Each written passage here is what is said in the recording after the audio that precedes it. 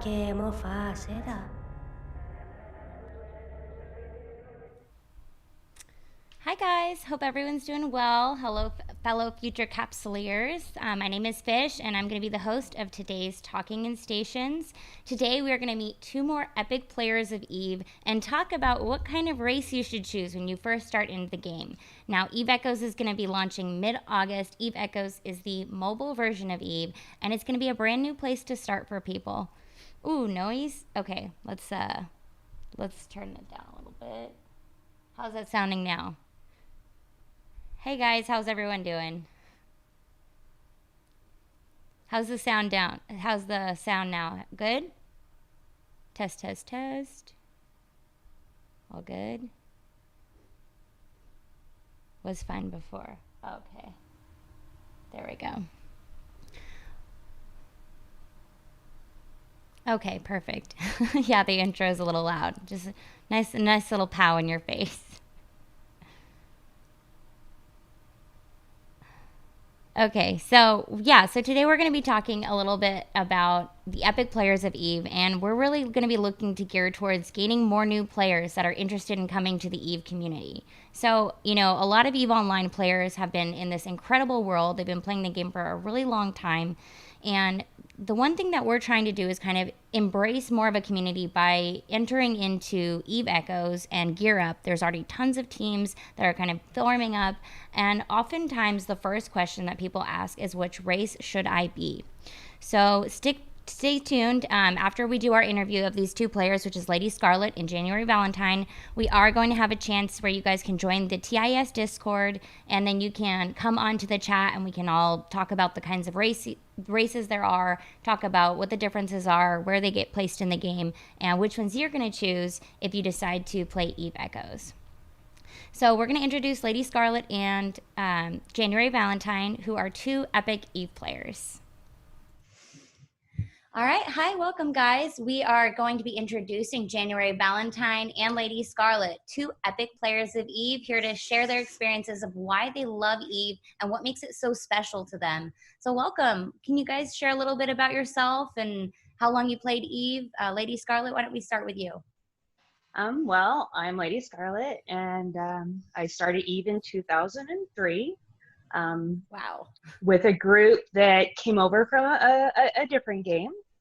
And You started in 2003, and you're saying you right, came from another game. What game did you right. come from? Planetarian. There was a group called Xanadu that played in Planetarian, and when Eve Beta started, a lot of the players moved over to Eve during beta, and then I was one of the slow people to move over, but I came in like right after Eve went public, just at the January 2004. So it was like a little bit before 2004. Ah, interesting. And why do you think that players moved over? Was the game getting canceled? What was happening there? Funny enough, Planetarian is, I would call, the web-based version of Eve. It was tick-based game. You logged in, you flew your ships to attack other players.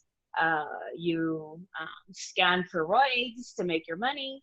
Use the money to build ships to combat other planets. So it was kind of Eve-esque, if you want to say. And a lot of players wanted something that was more than just a web-based game, and Eve came out, and it was like, oh my gosh, we get to fly real spaceships, and so It was next a lot of level. people just, yeah, exactly. And January, how about you? How long have you been playing? And what corp are you in? I started playing in 2014. My friend showed me the This Is Eve trailer, and honestly, I was completely blown away. January is not in a corp. I specifically decided not to go in a corp with her because, as a producer, I wanted to be unbiased and approachable as possible. And Eve is very tribalistic, so if you are wearing the flag of the opposite of what another player is in, it's really hard to have a dialogue with them, and trying to get a story or information out is really difficult. So for this character, I'm just an NPC corp, and I found out that works very well for me. My first character is in Nullsec. I joined I was out in Nullsec in March of 2016, right as World War B, or the Casino War, had kicked off, and it was going on a little bit. Right now, we are actually an associate of Lady Scarlet's coalition, and I'm enjoying that very much. There's always lots to do, lots of ways to help my alliance out, so I love it. That's awesome. Lady Scarlet, can you tell me a little bit about how you guys know each other or how you interact in the game? And then how does that translate to the real world? Well, funny enough, me and January met as her other tune at eVegas a few years ago. She was in an alliance at that time called Mercenary Coalition that was ran by Celine. And we just talked a few times, and now I know her more for her role in Talking in Stations. Yeah, so I mean, and then we just, anytime our alliances hook up to go shoot somebody, we're usually in fleet together. So. So one of the most incredible things is the meetups that come along with these communities. Now, not sure if any of you are current EVE Online players, but if you are, the meetups are some of the most fun experiences. Just being very new into the community, it was incredible. When I played EVE Echoes Beta, which I did before I played EVE Online, I then discovered the community by going to EVE Vegas, and that's where I got to meet a bunch of incredible players like Headliner, Elo Knight, which are two pretty well-known EVE players, which come to know as Space Famous. So that is a thing. If you are looking to kind of get into a game where you can build an empire and become an overlord of sorts, you will have that opportunity. You really can kind of do whatever kind of game style that you want. And that is something that I would highly recommend to anyone who plays this type of game, again, to really find the team, really join the meetups, and really go towards some of those events that they have, because you will find that there are just an amazing amount of people in them. And that's kind of where the camaraderie happens. That's when you start to really gain more foothold into those relationships. It definitely seems like a lot of people meet there, and one of the interesting or unusual things that other people don't realize is because you can have all these different roles and you can be the villain per se. Is it scary at all going to these meetups where you're going to be potentially meeting your enemies? How does that work? Not really, honestly. I'm not sure when exactly this was, but Goonstorm had just laid down their third Keep Star shortly after we got back from Vegas, and I had met them in Vegas, and we just had a great time. It was, they're people too. Vegas is kind of the neutral. Vegas and FanFest are kind of the neutral ground, so we kind of set aside. There's a little bit of words sometimes, but honestly, people just go in and they have a lot of fun and they drink together, and yeah, there's no one's like trying to cause trouble. Everyone is super nice and super friendly because it is just a game, and real life is really a time to be social and have relationships, even though, you're not flying for that team or whatever. And that's a really good point. Now, January, a lot of people say that Eve is real. But in terms of real, I mean, we obviously know it's not absolutely real life, but how would you say, in what ways are it real? Like, to what extent is it real, and what have you experienced that you felt like translated into your real world, or what did you apply from what you learned? I think Yintan said this most succinctly. He said, EVE is an ambition simulator. So I've really taken that to heart, and I'm kind of an ambitious person, but at various stages of my life, there has not been opportunities to realize that ambition, whether I'm stuck in a position at work or, just my particular situation in life. But with EVE, you can try as hard as you want and really go places. There's really a clear effort equals results. How I'm wired as a person, it really clicks with me. So I've definitely translated a lot well into real life. I've become more confident as a person. I've been able to stand up for myself, just learning how to stand up for myself in EVE. I've been able to push in a lot more than I did like 5 years ago. So there has definitely been a lot of positive things that EVE has taught me that really it would have taken me a lot longer to learn in real life just because those opportunities weren't there. And I really like what you said about the effort translates into results. Now, Lady Scarlet, would you agree with that statement? Yeah, I think so. And so in what ways for you, like what moment for you did Eve become real? Was there a specific moment you could share where you were in game and you realized, wow, this is a lot bigger than just a game. This is something else. Well, I mean, for me, it's a couple of things. Like I've met some really good friends, from Eve in real life, and we've been friends ever since. And that translates in things that we do out of game, as far as like hanging out, going places, our meetups, um, and as well as, you know, a lot of people know me as the Eve renter, manager or whatever. And from doing that, I was self-taught bookkeeping skills and learning Excel, learning a lot of things, which translated into a job actually doing bookkeeping and accounting. And so, yeah, I mean, it can, turn into real life depending on what you do and how you take it. I think that's a really good point to make too. It can give you that experience, but it doesn't always mean that you're gonna be, you're gonna play Eve and you're gonna become the next CEO of a, $1 million business. It's a lot about taking opportunities and running with them, not just expecting the story will come to you. It seems like in this world you create that story, and I think January, that's kind of something you were highlighting on, is you really. A lot of I relate to that in a lot of these experiences I've had where I've learned from a game like this. It would have taken me a lot longer to do that in real life. So allowing people to kind of play their roles, you get to learn a lot about other people very quickly. It's a really interesting environment. So, I think it teaches you a lot of social skills, if you can communicate with people in game, and in my case, manage people in game, which teaches you management skills and other things, pretty much I feel anyways that there's just a lot of things in the game that you can apply to real life, but ultimately it's the people. Of course, yeah. The social aspect is very, very rich.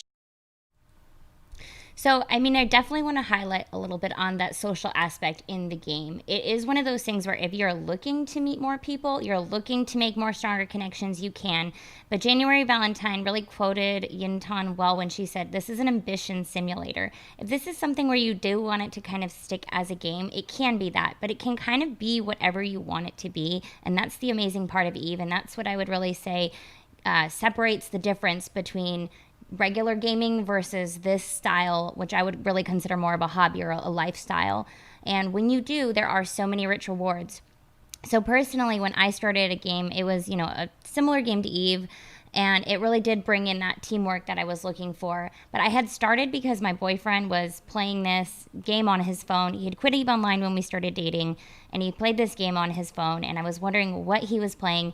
So I secretly downloaded it and learned it so that I could join a corporation that was an enemy corp of his, so I could kill him. That's literally why I started getting into the game. He had always been a solo player, and when I started getting involved with the team, I thought it would be a brilliant idea to reveal my strategy to everyone, which did not go very well. I became a pretty big target, and many people started to attack me. And my boyfriend and I ended up getting back on the same team. But I discovered how much I loved working with the team, becoming a leader. I learned how to manage other people. I learned strong communication. And I also learned the bitter side of this. You can meet friends in the game, but you can also meet people who will betray you, who will scam you. And those are really great life lessons. I remember I lost my team personally, and I was pretty sad about it. I mean, probably laid in bed for a whole day sulking because we built this whole team on a year of work, and it was destroyed in a matter of probably 30 minutes. And so it was pretty disappointing, but I learned very harsh lessons that I now use today, where I feel like I'm a little less naive. I still trust people, but it's more that I have people kind of, they have to earn that trust. So I become a little bit more well-rounded in terms of real life just from those things that I learned in the game, I felt like that actually helped me emotionally. It helped me learn how to manage those emotions, manage that stress. So, just keeping that in mind, these are things you can learn if you would like to. If you want to just go in there and pew pew, you can. But be wary, there are going to be those people that will scam you, because not everything is going to be sunshines and rainbows in a game like Eve. Have you ever been betrayed or had a bad experience in terms of getting scammed, or and then how did you overcome that? What did you do? Yeah, I've fallen for a few of the Jita scams, and that was not super pleasant. Um, I've been in an alliance that had fallen apart, and it was my first alliance, and it was very emotional and very heartbreaking for me. But as as the great warrior said, there's a lot of chaos and opportunity. So the chaos of my alliance falling apart led me the opportunity to pursue something out of game, and I applied to Matterall's call for a producer for talking stations back in April of 2018. So one thing I really like about Eve is it's a low risk environment if you fail. So my alliance fell apart, and it was really sad, and my friends kind of split up in the universe. And it was not really, anything that I could have controlled, but in that failing, like, I'm still here, I'm still alive. I wake up every day and I'm able to focus my energies and my new opportunities. Same way if I'm trying to talk to someone to get a story and they're not really forthcoming and it's really hard, and I maybe say something stupid or not right, I can just go somewhere else and, or do something else. It's, if I fail, I have that opportunity, but it's not in real life where I like accidentally piss off my boss or, say something that offends my coworkers. There's a lot of chances to regroup and try again, and it's not a safe environment, but it's definitely safer than real life. Definitely safer than real life to be able to try out some of these risky things. So that was one thing I definitely related with January Valentine. Spoke about taking risks in the game and then learning how you can take risks and feel more confident in real life.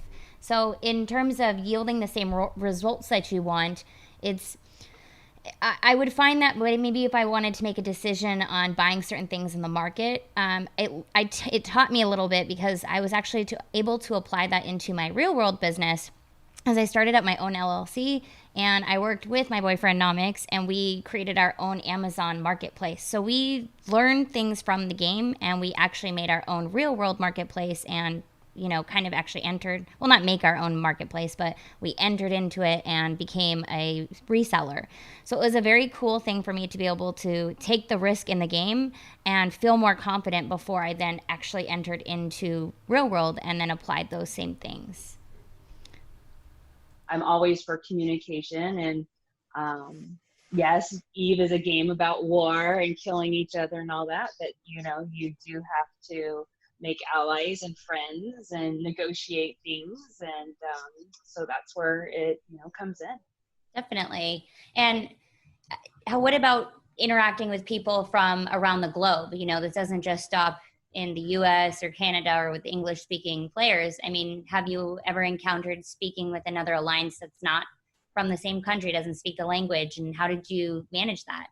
Oh yeah, I mean, for the longest time, when NC was in drone regions before, many of our allies were Russian, and so you learn to use Google Translate, and you learn to pinpoint the people who do speak English, and we worked with them for several years, and now we have a lot of friends and allies that are from China and Japan and other places, and so yeah, it's pretty cool. I mean, I think it's kind of a cool role, because where else in the world, unless you like work in finance or something, or a bilingual multilingual person, are you going to talk to that many people in any given day from all over the world? So what's crazy about this is I actually had a very similar experience myself where in the first game that I had played, I learned how to type, not speak, but type in Russian Cyrillic script because the game translator was so poor and I had been targeted by a lot of other English speaking alliances and I needed to make an ally and I needed one quick. So in order to do that, I would have to type out what they would say and basically use Google Translator to translate it. Then I would type a message back in Google Translate and type it all out into the chat form. And because of this, I was able to secure an ally with a guy named Malzi, who ran a pretty large Russian alliance in Nova Empire. And now he has played Second Galaxy, and I believe they have a large group called Red that is going to be coming into Eve Echoes. So I really did love learning and meeting other cultures from people around the world. It was a really unique experience, but it was something that I probably would never have done if I didn't play a game like this. Just having to work around the politics of the game, which I do feel kind of have influence from the real world. You really do see teams kind of segregate off into different time zones or language. You do really see people kind of go off kind of in their own world. And I was kind of the first person that came on the scene that wanted to have an international team. And that actually gave us a significant advantage because we had 24 round the clock super, like a watch, I guess, on the team, and it really strengthened the team. So I'm all about the international team. I'm all about adding more people, but it does make communication in a game very hard. So when you're going to be playing a game like Eve, you're going to want to make sure to have other forms of communication, not just using the chat in game, but opening up your world into Discord. We always had the joke that when we would play the game like this, you would have to be downloading Telegram, WeChat, WhatsApp, trying to think of any more, Discord, Line, just whatever it was. We would have TeamSpeak. That's a pretty common one. But whatever it was, we'd have to try to figure out how to find that more solid communication. But no, I wouldn't classify myself as the gamer chick. I've always been really into academics and reading and studying, and games is just kind of a hobby. Eve actually took me by storm. Like, I don't see my time in Eve as wasted time because there's always something I'm learning or growing as a person. This season I'm in right now, I'm running for CSM, and that's something I've never done and never really considered doing. And it's been just an incredible learning experience and a lot of time that I've spent, talking to people and trying to refine my campaign platform and being able to communicate effectively. That's all just positive things that I can take away as a person. That's awesome to hear. And LadyScarlet, how do you feel? Do you feel like your time in Eve is ever wasted, or would you say Eve is a game, or what would you consider this? Well, when I look at 17 years, I would say maybe. But no, you know what? Everybody's got to have a hobby, right? Some people, it might be dirt bike riding or horses or whatever. In my case, Eve filled a gap, in my time. And because of it, again, I always go back to the friends in the community, which drew me in. I didn't start out as a gamer per se. To be honest, I'm going to date myself. And the very first gaming aspect I ever did was on a Commodore 64. But then I skipped like many, many years, and I ended up at Planetarian, and even that was just like a fluke because my husband asked me to log into his game and do something. And there I started doing the Diplo stuff, and it made him mad. And he said, "Go get your own game." And so, so that kind of pulled me in. And then again, with the friends, Eve. So, do I think time is wasted if I calculate hours? Maybe, but when I calculate friendships, the things that I've learned, the overall enjoyment I have, playing it, no, I don't think it's a waste